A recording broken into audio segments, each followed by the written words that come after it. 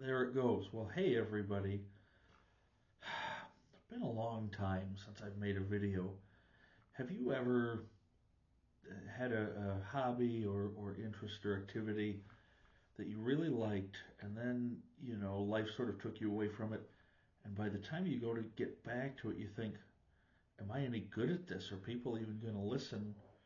So this may sound silly to you, but I'm actually really nervous because it's been a while. So anyway, I'm here in the office. I think I've made a video or two up here so far. Um, I'm filming this on Sunday night the 16th to post on the 17th in honor of St. Patrick's Day. I thought, I don't know that I've ever talked about George Ivan Morrison on my YouTube channel before. I have on other social media outlets. And I thought, Van is one of those characters where personality-wise, he can range from being somewhat gregarious to a complete jerk, by all accounts. Obviously, never met him, never going to. Van's an interesting character. He's very mercurial, very much follows his own path.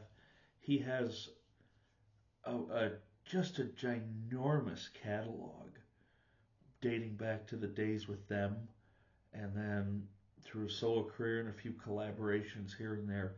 I, you know, so I don't know what to make of him.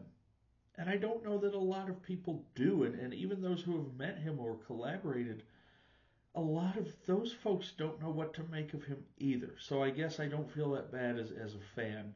Um, I will say this, I don't have a ton of his albums, and it's because a lot of it I just don't get into. I'm a big proponent of legacy artists still putting out music if they're still doing it well. Van is still putting out music. It's not all terrible, but you know, so I'm not going to crap on anything in particular, but I will say that the more recent stuff isn't, it's not up to the standard that he established in the first 25 or 30 years of his career. And I mean, that spreads over a long time, right? I'm not saying that it's all scattered, but it kind of is, I guess. So anyway, I'm going to do my top 5 favorite Van Morrison albums. I own more than these, but these are my 5 favorites. I don't do honorable mentions usually, and this isn't really an honorable mention. I'm going to start with it. It's neither my number 1 nor 5. It could take the place of one of them if it were purely a Van Morrison record. And maybe you figured out already what I'm talking about, especially in honor of St. Patrick's Day. How can I not talk about one of the great Celtic music albums that anybody's ever going to own, Irish Heartbeat by Van and the Chieftains? And the reason I'm not including this in the list is because this is, like I say, this is a true collaborative effort. I love traditional Irish music, and therefore I really, really get a kick out of this one. Um, Highlights on here for me are the opening Star of the County Down. Raglan Road is really great. By 8 when this came out? Yeah, 88. Van wasn't having a whole lot of fun with his music anymore. It had taken on, he'd always been a serious fella, but his music had gotten very serious by that point, and as so many 80s albums, they were overproduced, etc. But I'll Tell Me Ma is just, you know what, it's just fun on here. Um, the closer, Mari's Wedding, spelled Marie to those of us in America and Canada and perhaps a lot of the world, but Mari's Wedding is fantastic. And perhaps the ultimate Van Morrison song, one of my 2 favorite Van songs, Irish Heartbeat, which he had released earlier in the 80s with it was a very synth-heavy version. So it was a great song, but it was buried under 80s production. This stripped it away, took it to its bare bones and made it one of the most incredible songs you'll ever hear. And as a side note, the great Scottish comedian Billy Connolly did a phenomenal version of it. I've got the 7-inch downstairs, and like when I've DJ'd and done live nights, regardless of the other genres, I always close with that one because it has a full bagpipe section on it. Anyway, so coming in somewhere between 1 and 5, were it in there, would be Irish Heartbeat by Van and the Chieftains. So I've always had, like I said, always had a soft spot for that. Now, other than number 1, a lot of these could sort of rotate depending on when I'm listening to them. Some I hadn't listened to in quite a while, and it makes me sad because there's a lot of great music here. And so starting at number 5, Tupelo Honey. This is, he found love here. He was in a very sort of romantic mood, but there was still some fun going on. Wild Night opens. Everybody knows that song. John Mellencamp did a fairly popular version, a cover version of that back in the '90s, and that was actually what I heard first. When I was getting into music, I didn't realize that it was a Van Morrison song. And so, Straight to Your Heart, Like a Cannonball, Old Woodstock. There's a lot of nostalgia here, even though it was brand new at the time. It's a very nostalgic feeling song. And then side 1 ends with Starting a New Life and You're My Woman, and obviously talking about his newly found bliss, which, of course didn't last, because it doesn't last for most of us. I should know. So side 2 opens with the title track, Tupelo Honey, which is, it's a long one. It's a bit over 6 minutes, but it's just gorgeous. I want to review the Scottish derivative. When That Evening Sun Goes Down is a lot of fun. It's just a rollicking song. And then it ends with Moonshine Whiskey on side 2. So just a really solid, semi-laid back, really good album. And so, whenever you buy used records, this is a total tangent that maybe is for another video, but when I buy used records and they have somebody's name on them, oftentimes you have no idea who that individual was. This one has the name of Becky Cox on it. I have no idea who that person is, but Becky, if you're still out there in this world, I'm taking care of your album. And if you're not, and you've gone to the hereafter, I'm still taking care of your album. I feel sort of, I don't know if any of my fellow collectors do, but oh boy, see, there we go. See, this stupid camera of mine, it goes in and out is the problem as far as being in focus. There we go. I'm sorry. I'll buy a new one eventually. And so I feel a bit of an obligation. I don't know if you guys do or not, but I do when I have somebody else's album. Anyway, number 4, getting to number 4.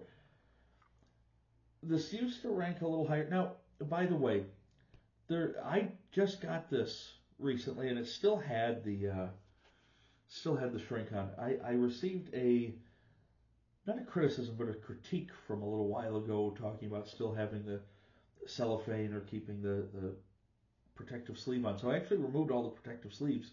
So I don't remember who said something, but thank you for that point. I'm always accepting of constructive criticism. So this one used to rank a little higher, and it could be, again, depending on the day. St. Dominic's Preview is my other favorite Van Morrison song. I tend to like the epic ones, the big ones. I went through a big Van Morrison phase 20 years ago, and I remember getting this, and it was just a revelation.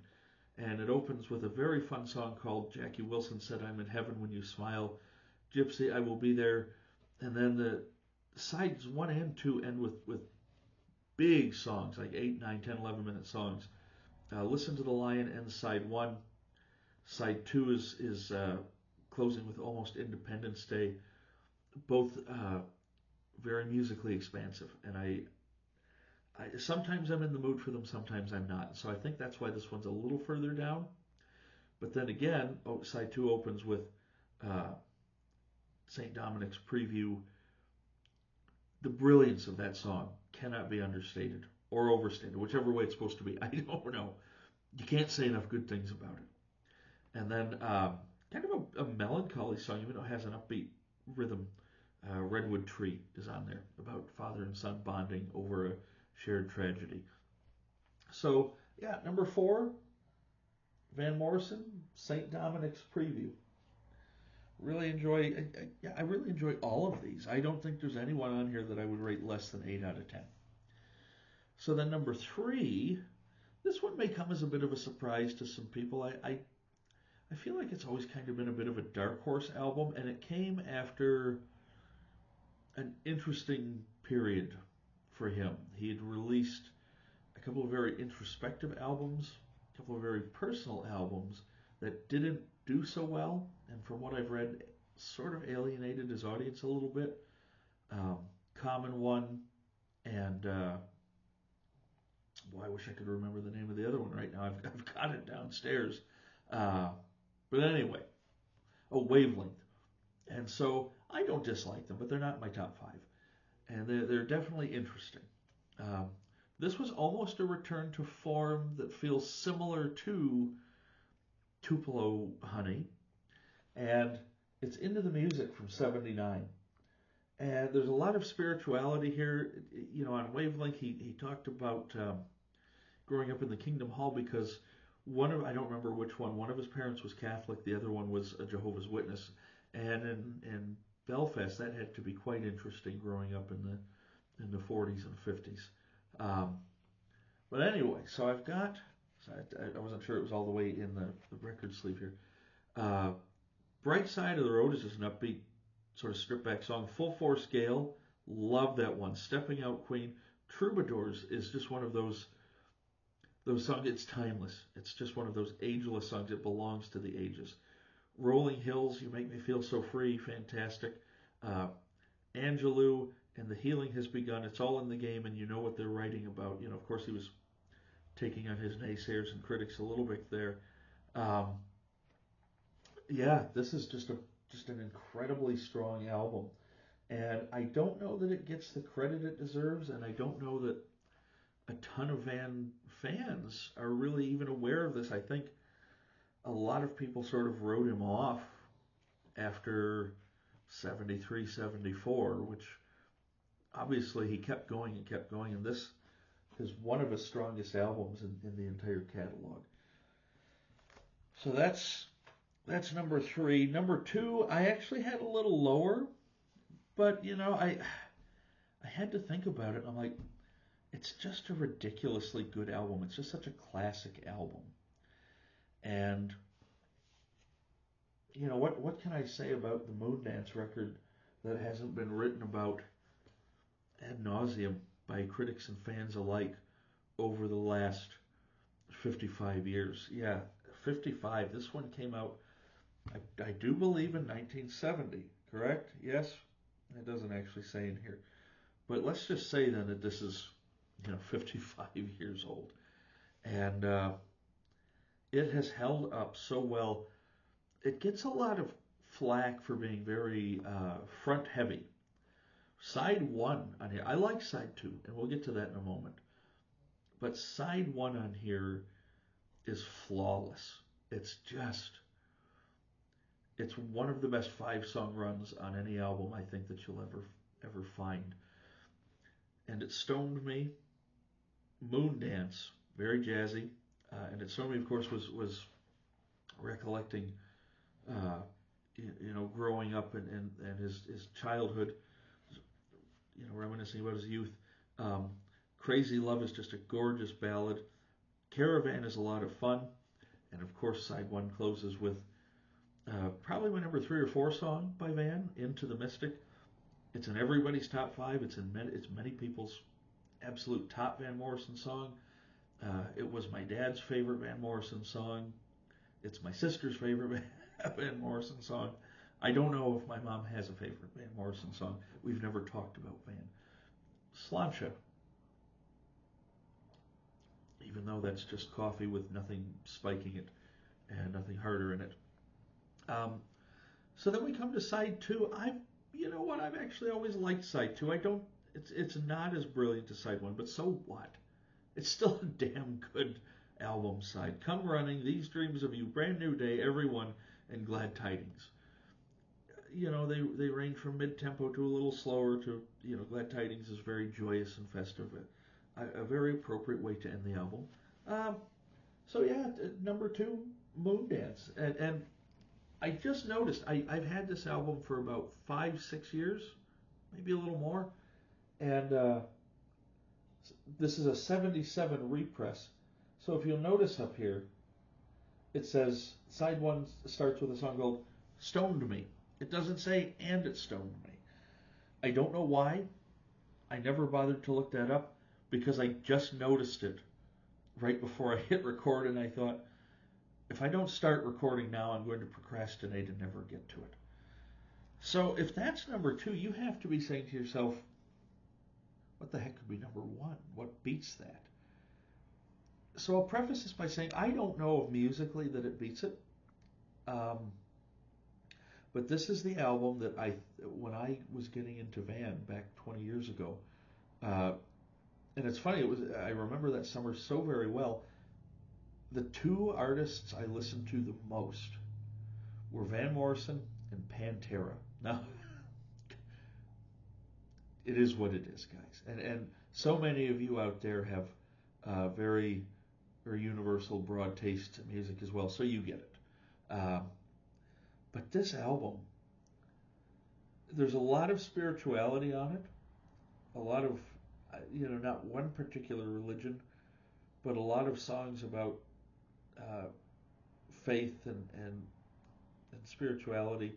And at the time, I was sort of freshly new into my faith, and a lot of it touched me. And it's just fantastic writing.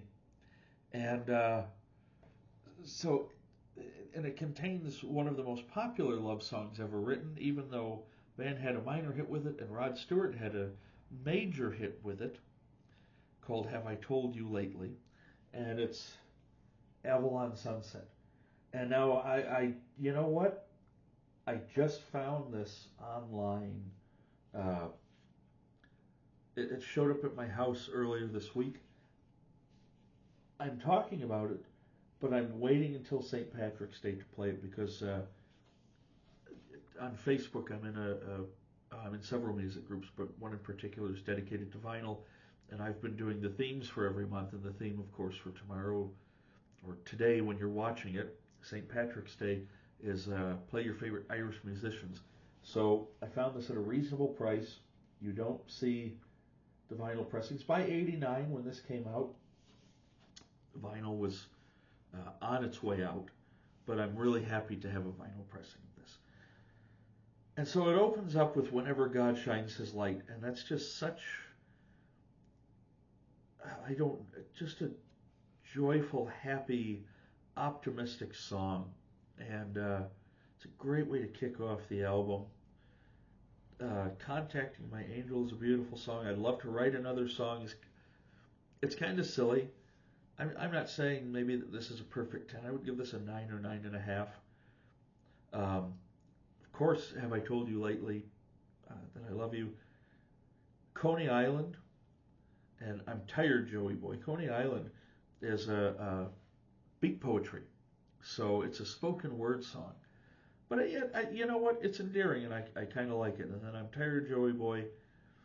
And side two opens with this mystical, magical song called When Will I Ever Learn to Live in God? And then it goes into Orangefield, which talks about his boyhood. Daring Night is a very driving song. And then the album closer starts off very slow and serene and beautiful, and it's not a heavy song by any stretch. Nothing Van did was ever heavy, but this is just, it builds in this beautiful intensity. And so here's the back of the album. And so Avalon Sunset is my number one Van Morrison album of all time from '89. And so, yeah, again, you know, I would love to hear your feedback on your top five Van albums. Do you like Van's music? Do you not? Um, does his does his personality push you away from music? Is it endearing to you? Is that part of what makes you like it so much? Because without that curmudgeonly attitude he has, he wouldn't make any of this stuff. So, um, I guess at this point we sort of take it for what it is, right? So please, in the comments, and I've asked this before to be respectful because I haven't had it for a few videos and I'm probably cursing and I'm hoping not. I just don't like dealing with trolls. I've got a couple hundred subscribers. I have anywhere from a few dozen to a few hundred views. I'm not even a minnow in an ocean on YouTube. I'm just here doing this for fun and I enjoy discussing music with you guys. So let me know your top five, top three, top 10 Van records, whatever. And I hope you all have a fantastic St. Patrick's Day. So take care, everybody. Again, number one for me, Avalon Sunset. I'm curious to see what your top album is. So until next time, take care, everybody.